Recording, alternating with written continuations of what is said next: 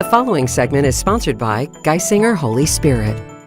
We often think because feet are smaller parts of the body, they're safe from getting injured, but they're delicate and complex. With 28 bones and lots of tendons and ligaments, doctors say you have to be careful with how you treat your feet. Side-to-side joints, and we see two of them here. Even those who don't consider themselves to be particularly active are still on their feet a lot. So it's something that could happen in the very young athlete that's playing, let's say, 5 soccer games in a day.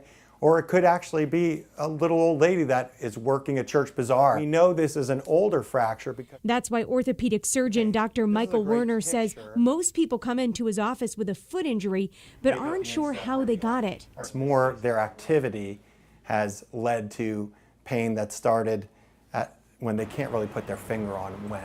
That's why he starts by getting a history from them and doing a physical exam, testing their range of motion and strength. Then comes x-rays. Oftentimes, stress fractures in the feet are what's causing pain. Ignoring foot pain, especially if it's a stress fracture, can lead to a chronic foot pain. And that's when he checks vitamin D levels. He says vitamin D helps with the healing process for all things bone related, and most people don't realize they're vitamin D and calcium deficient. That's one of those cases. Stress fractures are usually treated with a boot, kept on the foot for 6 weeks. If that still doesn't work, surgery is another option. You fix it with internal fixation, a plate or screw. But what if it's not a stress fracture? Dr. Werner says it could just be inflammation or tendinitis. That can be helped with anti-inflammatories, ice, and rest. But no matter what's wrong with your feet, there are other treatment and prevention options besides surgery or a boot. The right kind of strengthening, the right kind of exercise, and avoiding the wrong kind is where physical therapy can really be helpful. Physical therapy, and of course, buying the right shoes.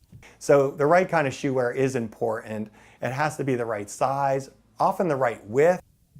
Dr. Werner says go to a good shoe store where you know they'll look at your arch, your instep, and posture to help select the perfect shoes for your feet. And most importantly, when you have foot pain, don't let it go. Get it checked out. With this week's Doc Talk, I'm Lara Greenberg, CBS 21 News.